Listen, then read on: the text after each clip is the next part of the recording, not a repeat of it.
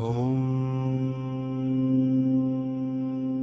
श्री गणेशाय नमः। श्री हनुमते नमः। ॐ पंचमुखी हनुमते नमः।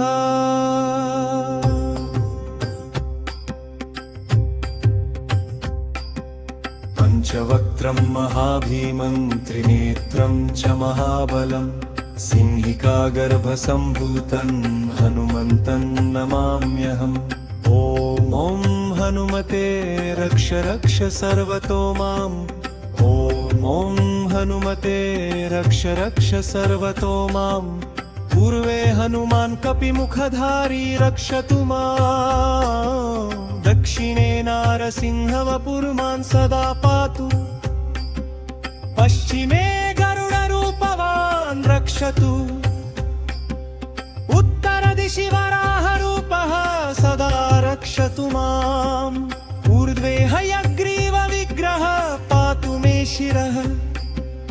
अधस्तात् ब्रह्मास्त्ररूपः पातु पादयुग्मं सदा मः। अष्टदिशि रक्षतु पञ्चवक्त्रः। स्वप्ने जाग्रति गच्छत पश्यत शयानं पश्यन्तं हसन्तं चलन्तं सर्वदा रक्षतु हनुमान् महाबलः।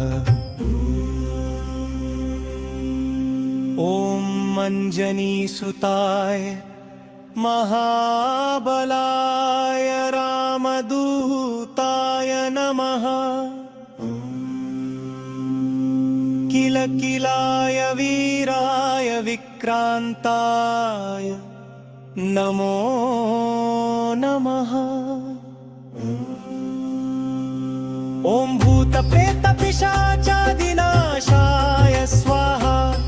ॐ सिद्धाराकृशानुवत्कवचं मे हनुमान् स्थापयतु। रामभक्ताय हनुमते नमः।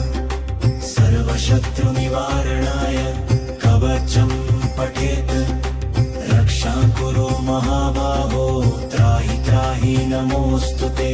ॐ हनुमते नमः। ॐ हनुमते नमः। ॐ अञ्जनीगर्भसम्भूतमारुतात्मजमुत्तमं श्रीरामप्रियं भक्तं वन्दे लङ्काभयङ्करम्। पञ्चमुखं धरं देवं हनुमन्तं नमाम्यहम्। पूर्वं तु वानरं वक्त्रं कोटिसूर्यसमप्रभम्।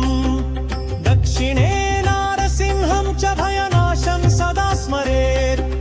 पश्चिमे गरुडं वक्त्रं वक्रतुण्डं महाबलम्। उत्तरं तु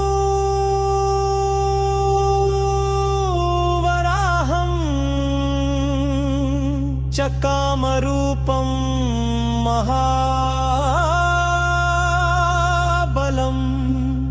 ऊर्ध्वं हयग्रीवमुखं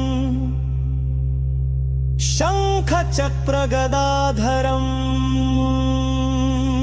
एवं पञ्चमुखरूपं हनुमन्तं महाबलं। यो स्मरेत् प्रातरुत्थाय सर्वशत्रुभयं हरेत्। नाशयेत् दुःस्वप्नं शुभं दुष्टग्रहसमुद्भवम्। अभिचाराणि सर्वाणि मन्त्रतन्त्राणि भूतले।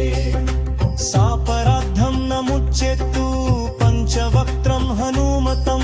यं यं चिन्तयते कामं तं तं प्राप्नोत्य संशयम्। श्रीराम जय राम जय जय राम। श्रीराम जय राम जय जय राम। ॐ हनुमते रुद्रावताराय नमः। ॐ किंचमुखी हनुमते नमः। ॐ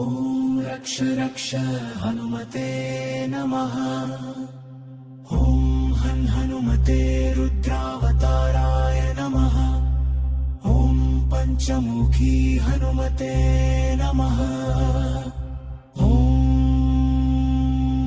रक्ष रक्ष हनुमते नमः।